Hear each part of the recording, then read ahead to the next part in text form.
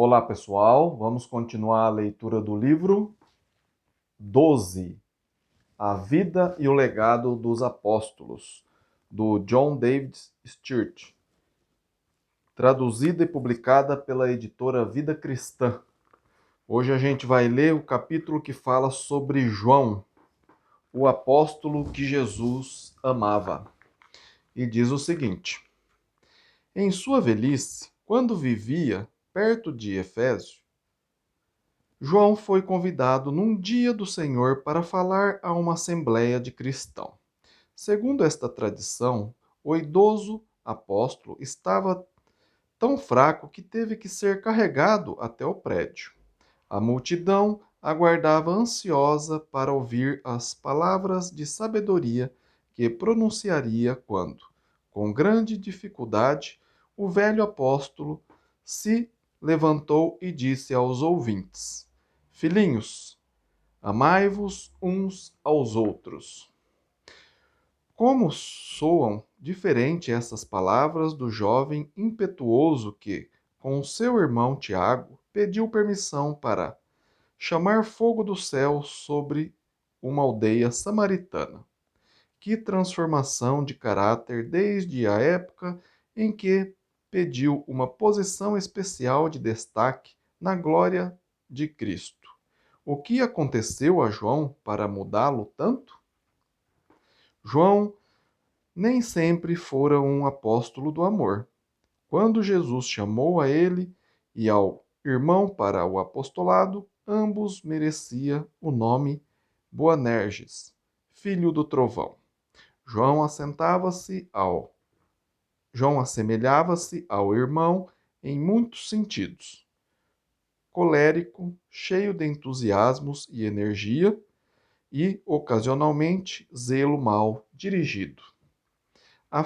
Afinal de contas, ele era também pescador e havia aprendido, através da amarga experiência, que o homem tinha de lutar por seus direitos.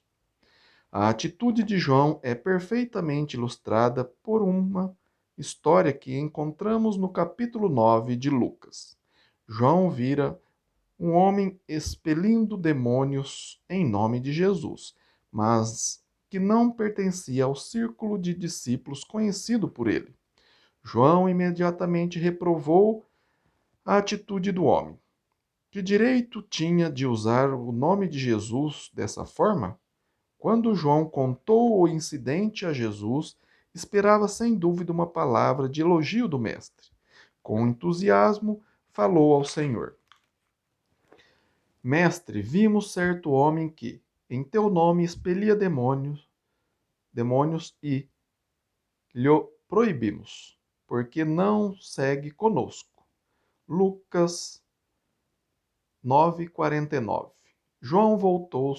Jesus voltou-se para ele dizendo: Não proibais, pois quem não é contra vós, ou que não é contra vós outros, é por vós. Lucas 9:50. Apesar de seu gênio temperamental, João era um homem que aceitava responsabilidades.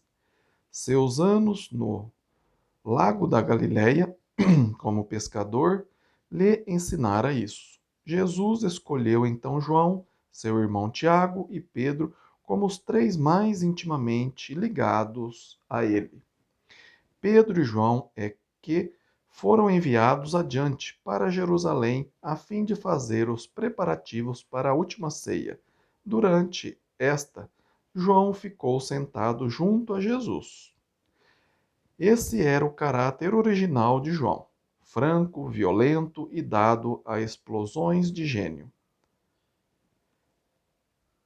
Todavia, ele é agora conhecido quase universalmente como o apóstolo do amor. Como teve lugar essa transformação? Quando João se refere a si mesmo em seu relato da vida de Jesus, ele sempre usava a frase: o discípulo a quem Jesus amava. O interessante a notar, porém, é que João não usa esta frase para descrever sua pessoa até o relato da última ceia. Este talvez tenha sido o início daquela série de acontecimentos que modificaram o caráter de João. Pouco depois de sua refeição de despedida, em companhia deles, Jesus levou os apóstolos ao jardim do Getsemane, a fim de orar. Foi ali que a multidão, guiada por Judas Iscariotes, prendeu Jesus e levou-o para a sua morte. O povo conduziu Jesus até Caifás, o sumo sacerdote. Como João conhecia o sumo sacerdote, ele conseguiu permissão para entrar com Pedro no pátio. Só Pedro e João ficaram esperando do lado de fora enquanto a farsa de um julgamento tinha lugar no interior da casa. Os demais apóstolos ficaram de longe. João acompanhou a triste procissão até o Calvário. Ele ficou sozinho junto à cruz, compartilhando a tristeza da mãe. Maria Madalena, Maria, mãe de Tiago e José, e da mãe de Jesus. Quando Jesus viu João e sua própria mãe ao pé da cruz, disse a ela: Mulher, eis aí teu filho. João 19, 26.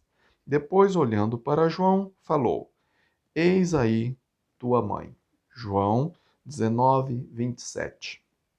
Uma responsabilidade como essa seria suficiente para fazer com que João esquecesse seu próprio egoísmo e orgulho. Pensar que Jesus tivera tamanha confiança nele.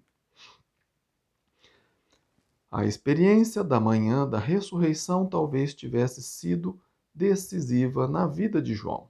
Quando Maria Madalena descobriu que o túmulo estava vazio, ela correu para contar a novidade a Pedro e a João, que imediatamente foram verificar o fato.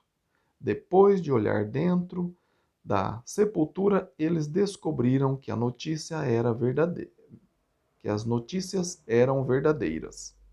Jesus não estava ali, ele ressuscitara. Qual dessas coisas afetou mais João? Qual dessas experiências ensinou-lhe a lição do amor? Seriam as horas passadas ao pé da cruz que ensinaram a João a importância do amor? Ver que Jesus morreria até por eles teria sido suficiente para demonstrar a João o grande amor de Jesus pelo mundo? Ou teria sido a emoção do túmulo vazio que mudou o coração dele? É provável que tenha sido uma combinação de todas essas coisas que levaram João a compreender o poder do amor. O apóstolo de João mostra que esses 12 homens se aproximaram de Jesus com todas as suas atitudes mesquinhas, seu temperamento forte, falhas e faltas. Pedro e João eram bons amigos, mas mesmo assim discutiam por coisas mínimas. Pouco antes de subir ao Pai, Pedro, João e alguns outros discípulos estavam pescando no mar da Galileia quando Jesus apareceu a eles na praia. Depois de terem comido juntos, Jesus aproveitou a ocasião para ensinar a Pedro uma lição valiosa sobre o amor. Ele também indicou que o mesmo morreria martirizado por causa da sua fé. Pedro, com seu velho antagonismo ainda vivo, voltou-se para João e perguntou a Jesus: E quanto a este? João 21, 21. Jesus replicou que não lhe cabia fazer esta pergunta. Abre aspas. Se eu quero que ele permaneça até que eu venha, que te importa? Quanto a ti, segue-me. Fecha aspas. João 21, 22. João registra tudo isso em seu evangelho e depois estabelece o fato de que muitas pessoas tinha a ideia errada de que ele não morreria. acrescentando depressa, abre aspas, ora, Jesus não dissera que tal discípulo não morreria, mas se eu quero que ele permaneça até que eu venha, que te importa? Fecha aspas. João 21, 23. Pedro e João aprenderam a esquecer suas desavenças em sua nova lealdade a Cristo. Depois da igreja ter começado em Jerusalém, Pedro e João estavam a caminho do templo na hora da oração. Um coxo de nascença estava sendo levado até uma das portas do templo para pedir esmolas. Como Pedro e João estava, é, como Pedro e João fora os primeiros a chegar, ele suplicou que lhe desse uma esmola. Pedro e João lhe dissera que olhasse para ele, e Pedro pronunciou então algumas das palavras mais importantes que o coxo deveria ouvir em sua vida. Em nome de Jesus Cristo, o Nazareno, anda. Atos 3:6. O coxo recebeu o maior presente deste mundo. Recuperou-se de seu defeito. Pedro e João cumpriram outras missões juntos. Pouco depois da igreja de Jerusalém ter sido dispersa por uma perseguição, um evangelista de nome Filipe levou vários indivíduos a Cristo numa cidade de Samaria. Quando os apóstolos de Jerusalém souberam disso, enviaram 2 mensageiros apostólicos para investigar. Quem foram os escolhidos senão Pedro e João? Quando os dois viajavam para aquela cidade, talvez João tivesse lembrado o dia em que desejara chamar fogo do céu sobre um grupo de samaritanos. Ao ter de colocar de lado o orgulho nacionalista e racial, é possível que tivesse aprendido que o amor de Cristo se estende a todos os homens. João tinha uma posição proeminente na congregação de Jerusalém. Paulo descreveu-o como coluna da igreja em Gálatas 2:9. Por mais destacado que fosse o seu trabalho na igreja de Jerusalém, ele não ficava confinado às fronteiras dessa cidade.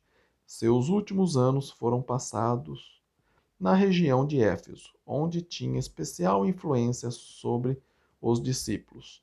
A tradição afirma que João teve uma vida longa. Os fatos parecem consistentes com esta tradição, pois João foi provavelmente exilado na ilha de Pátimo durante as perseguições sobre o imperador Domiciano em 95 ou 96 depois de Cristo.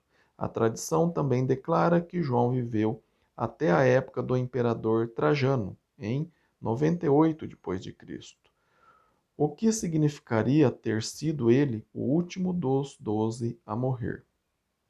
João não é lembrado pela sua explosão de mau gênio, por suas aventuras missionárias, nem pela sua coragem em face da perseguição, mas pelas palavras que fluíam de sua pena.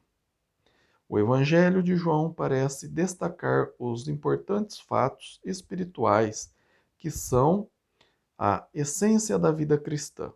Ele está cheio de mensagem de amor que João considerava tão vital para o cristão. Só no Evangelho de João podemos encontrar tantos os ensinos de Jesus sobre o amor. Abre aspas, porque Deus amou ao mundo de tal maneira que deu o seu Filho unigênito, para que todo o que nele crê não pereça, mas tenha a vida eterna. Fecha aspas. João 3,16. Abre aspas, novo mandamento vos dou, que vos ameis uns aos outros, assim como eu vos amei, que também vós amais uns aos outros. Fecha aspas. João 13:34. Abre aspas, nisto conhecerão todos que sois meus discípulos, se tiverdes amor uns aos outros. Fecha aspas. João 13:35. Abre aspas. Se alguém me ama, guardará a minha palavra. Fecha aspas. João 14, 23. João aprendeu gradualmente a lição de Jesus sobre o amor. Ele não foi transformado da noite para o dia. Muitos que se tornam cristãos hoje ficam desapontados quando suas personalidades não mudam de repente. Eles esperam que a conversão a Cristo signifique que vão perder imediatamente todos os seus velhos antagonismos e preconceitos. João prova não ser este o caso. Ele foi transformado pelo poder de Cristo, mas aprendeu as suas lições através dos anos. Quando encontrou-se pela primeira vez com Jesus, ele não passava de um desordeiro falador. Foi necessária uma vida inteira de serviço para que João desenvolvesse as qualidades de amor pelas quais é lembrado no mundo. Na sua velhice, João viu a Igreja do Senhor coberta de problemas. Havia falta de fé por parte de alguns cristãos. As contendas e as discussões se sucediam. Os cristãos não estavam tratando seus irmãos como deviam. Os falsos mestres negavam a divindade de Cristo e alguns até duvidavam da autoridade apostólica de João.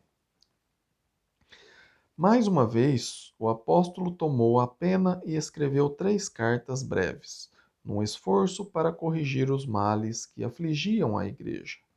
A primeira dirigiu-se à igreja inteira. A segunda e a terceira carta eram dirigidas a indivíduos. Qual o remédio proposto por João para os males que perturbavam a igreja? A resposta é dada numa única palavra: amor. Através dessas 3 pequenas epístolas, o tema é repetido muitas vezes. Abre aspas. Vede que grande amor nos tem concedido o Pai, a ponto de sermos chamados filhos de Deus. E de fato, somos filhos de Deus. Fecha aspas.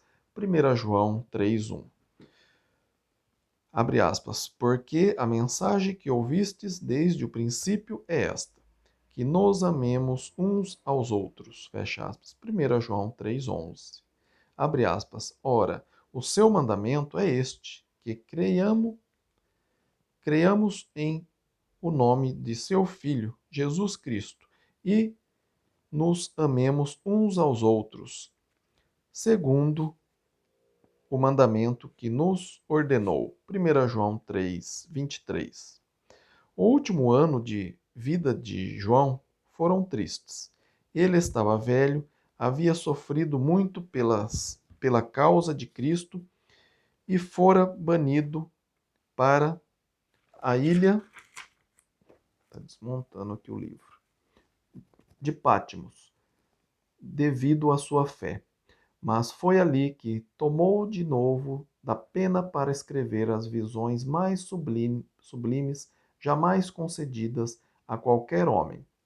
Através de João, o Senhor revelou suas últimas palavras de encorajamento e consolo aos seus seguidores perseguidos.